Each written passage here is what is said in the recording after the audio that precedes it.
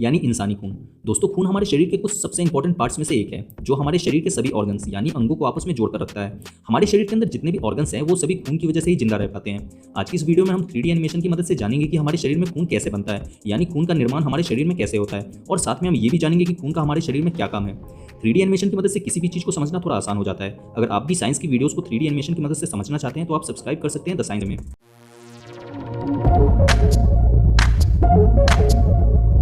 दोस्तों, आपको ये बात जानकर आश्चर्य होगा कि खून हमारे शरीर में हड्डियों में बनता है। ये जानने के लिए कि खून हमारे हड्डियों में कैसे बनता है, हमें पहले ये जानना होगा कि खून किन किन चीज़ों से मिलकर बना होता है, यानी खून में कौन कौन से पार्टिकल्स होते हैं। तो आइए पहले इसे जान लेते हैं। हमारा खून 4 चीज़ों से मिलकर बना है: plasma, red blood cells, white blood cells और प्लेटलेट्स।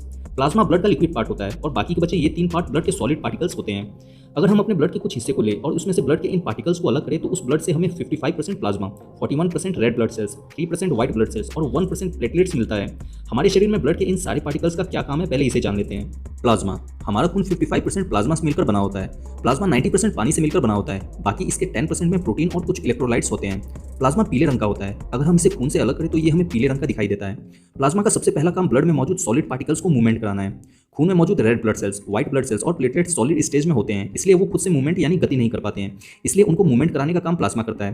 प्लाज्मा में 2 प्रोटीन फाइब्रिनोजेन और प्रोथ्रोम्बिन होते हैं। ये दोनों प्रोटीन खून को जमाने का काम करते हैं। आपने देखा होगा कि जब हमारा शरीर कहीं कट जाता है तब खून शरीर से बाहर निकलने के थोड़ी देर बाद जम जाता है। ऐसा प्लाज्मा में मौजूद इन्हीं 2 प्रोटीन के कारण होता है। प्लाज्मा में हेपरिन नाम का एक और प्रोटीन होता है जो खून को जमने से रोकता है। अगर प्लाज्मा में हेपरिन ना हो तो फाइब्रिनोजेन और प्रोथ्रोम्बिन ये दोनों प्रोटीन खून को शरीर के अंदर ही जमा देंगे। हेपरिन खून को शरीर के अंदर जमने से रोकता है, लेकिन हवा के संपर्क में आने से हेपरिन मर जाता है, इसलिए जब खून शरीर से बाहर निकलता है तब हेपरिन के मर जाने के कारण फाइब्रिनोजेन और प्रोथ्रोम्बिन एक्टिव हो जाते हैं और खून को जमा देते हैं। Red blood cells. Red blood cells को शॉर्ट में आरबीसी भी कहते हैं। ये हमारे ब्लड में 41% होते हैं। हमारे पूरे शरीर के खून में इनकी संख्या 55 लाख के आसपास होती है। ये लाल रंग के होते हैं। इन्हीं के कारण हमारे खून का कलर लाल दिखाई देता है। इनका जीवन काल 120 दिन का होता है, यानी ये खून में 120 दिन तक जिंदा रहते हैं। रेड ब्लड सेल्स के अंदर हीमोग्लोबिन होता है और हीमोग्लोबिन के अंदर आयरन होता है। खून में रेड ब्लड सेल्स की कमी होने के कारण ही एनीमिया नाम की बीमारी होती है, जिसे रक्त अल्पता यानी खून की कमी भी कहते हैं। इसलिए एनीमिया होने पर डॉक्टर आयरन की टैबलेट देते हैं। हमारे शरीर में रेड ब्लड सेल्स किसी टैक्सी की तरह काम करते हैं। हमारा शरीर छोटी छोटी कोशिकाओं यानी सेल से मिलकर बना हुआ है और हर सेल्स को जिंदा रहने के लिए ऑक्सीजन की और कुछ न्यूट्रिशन की जरूरत होती है। हमारे शरीर में रेड ब्लड सेल्स का काम ऑक्सीजन और न्यूट्रिशन को ढोना है। रेड ब्लड सेल्स बॉडी के हर सेल्स तक ऑक्सीजन और न्यूट्रिशन को पहुंचाने का काम करते हैं। रेड ब्लड सेल्स हमारे फेफड़ों से ऑक्सीजन को लेकर हमारे शरीर के बॉडी सेल्स तक पहुंचाते हैं और उनसे कार्बन डाइऑक्साइड लेकर वापस फेफड़ों को दे देते हैं। White blood cells. White blood cells को शॉर्ट में WBC भी कहते हैं। ये हमारे ब्लड में सिर्फ 3% ही होते हैं। इनका कलर सफेद होता है और ये ब्लड के सबसे बड़े पार्टिकल्स होते हैं। इनकी संख्या पूरे ब्लड में 10,000 के आसपास होती है। व्हाइट ब्लड सेल्स का जीवन काल सिर्फ 4 दिन का होता है, यानी ये 4 दिन में ही मर जाते हैं। व्हाइट ब्लड सेल्स का काम हमारे शरीर में बीमारियों से लड़ना है। व्हाइट ब्लड सेल्स ही हमारे शरीर के इम्यून सिस्टम यानी रोग प्रतिरोधक प्रणाली होते हैं। व्हाइट ब्लड सेल्स हमारे शरीर में सिक्योरिटी गार्ड की तरह काम करते हैं। जब हमारे शरीर में बाहर से कोई बैक्टीरिया या वायरस घुसकर अटैक करते हैं तब व्हाइट ब्लड सेल्स उन्हें ढूंढकर मार देते हैं। इस तरह से व्हाइट ब्लड सेल्स हमारे शरीर को बीमारियों और रोगों से बचाते हैं। प्लेटलेट्स। प्लेटलेट्स खून में सिर्फ 1% ही होते हैं। इनकी संख्या हमारे शरीर के पूरे खून में 2 लाख के आसपास होती है और इनका जीवन काल सिर्फ 7 दिन का होता है। ये खून में सिर्फ 7 दिन तक ही जिंदा रहते हैं। प्लेटलेट्स का काम हमारे खून को शरीर से बाहर बहने से रोकना है। जब हमारा शरीर कहीं कट जाता है तब प्लेटलेट्स वहां इकट्ठा होकर उस जगह को ब्लॉक करने की कोशिश करते हैं ताकि वहां से ज़्यादा खून हमारे शरीर से बाहर ना निकल पाए। प्लेटलेट्स हमारे शरीर को ताकत देने का भी काम करते हैं क्योंकि इसमें कुछ हार्मोन्स और प्रोटीन होते हैं।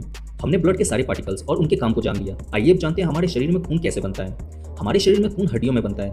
हमारे शरीर में जितने भी लॉन्ग बोन्स यानी बड़ी हड्डियां हैं उन्हीं में खून का निर्माण होता है। हमारी हड्डी के अंदर लाल रंग की स्पंजी टिश्यू होते हैं, इन्हें अस्थि मज्जा यानी बोन मैरो कहते हैं। अगर आप नॉनवेज खाने वाले हैं तो आपने हड्डियों के अंदर लाल रंग की कुछ मटेरियल को जरूर देखा होगा। इस लाल कलर के मटेरियल को ही बोन मैरो कहते हैं। इन बोन मैरो में स्टेम सेल्स होते हैं। यही स्टेम सेल्स हमारे खून में मौजूद red blood cells, white blood cells और प्लेटलेट्स को बनाने का काम करते हैं। बोन मैरो हमारे शरीर में red blood cells, white blood cells और प्लेटलेट्स बनाने की फैक्ट्री होती है। हमारे शरीर की हड्डियां सिर्फ खून में मौजूद red blood cells, white blood cells और प्लेटलेट्स को ही बनाने का काम करती है। हमारे खून में मौजूद प्लाज्मा को बनाने का काम हमारा लीवर करता है।